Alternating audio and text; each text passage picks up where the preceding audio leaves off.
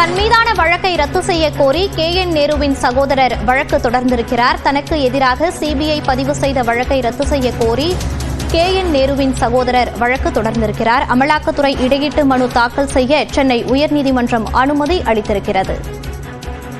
தனக்கு எதிராக சிபிஐ பதிவு செய்த மோசடி வழக்கை ரத்து செய்ய கோரி அமைச்சர் KN நேருவின் சகோதரர் வழக்கு தொடர்ந்திருக்கிறார்.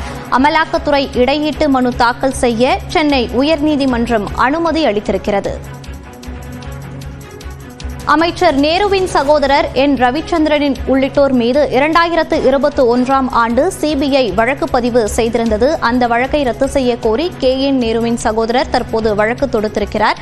இது குறித்த கூடுதல் தகவல்களோடு இணைகிறார் நமது செய்தியாளர் மதன். மதன், விவரங்களை பதிவு பண்ணலாம்.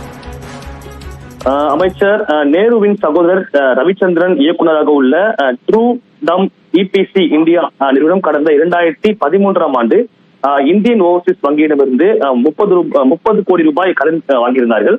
அந்த கடன் தொகை இந்த ட்ரூ டம் EPC இந்தியா நிறுவனம் சகோதர நிறுவனங்களுக்கு திருப்பி விட்டதாகவும் இதன் மூலமாக தங்களுக்கு 22 கோடி 40 லட்சம் ரூபாய் இழப்பு ஏற்பட்டதாக வங்கி புகார் அளிக்கப்பட்டது. இதன் அடிப்படையில் தான் அமைச்சர் நேருவின் சகோதரர் ரவிச்சந்திரன் உள்ளிட்டோர் மீது கடந்த 2021ஆம் ஆண்டு சிபிஐ வழக்கு பதிவு செய்தது. இந்த வழக்கின் அடிப்படையில் தான் அண்மையில் கூட அமைச்சர் KN நேருடைய அந்த நேரு உள்ளிட்டோருடைய சொந்த இடங்களில் அமலாக்கத்துறை சோதனை மேற்கொண்டது.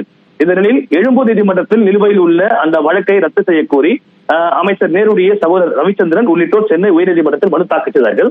இந்த மனுதான் இன்று நீதிபதி நிர்மல்குமார் முன்பு விசாரிக்க வந்தது.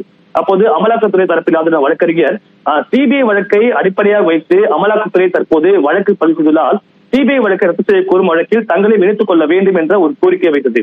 ஆனால் மனுதாரர் தரப்பில் ஆஜரான மூத்த வழக்கறிஞர் இதற்கு கடும் எதிர்ப்பு தெரிவித்தார். மேலும் அமலாக்கத்துறை இந்த நடவடிக்கை ஆபத்தானது என்றும் ஒரு வாதம் எடுத்து வைக்கப்பட்டது. அது மட்டுமில்லாமல் தங்களுடைய அரசியல் எஜமானர்களை திருப்திப்படுத்துவதாகவே அமலாக்கத்துறை இது போன்று நடந்து கொள்வதாக ஒரு கடுமையான ஒரு வாதம் எடுத்து வைக்கப்பட்டது. இதையடுத்து இந்த வழக்கில் இடையீட்டு மனு தாக்கல் செய்ய அமலாக்கத்துறைக்கு உயர்நீதிமன்றம் இந்த அனுமதி வழங்கி இந்த வழக்கு விசாரணை மீண்டும் ஜூன் 12ஆம் தேதிக்கு தள்ளி வைக்கப்பட்டுள்ளது. விவரங்களை பதிவு செய்தமைக்கு நன்றி மதன்.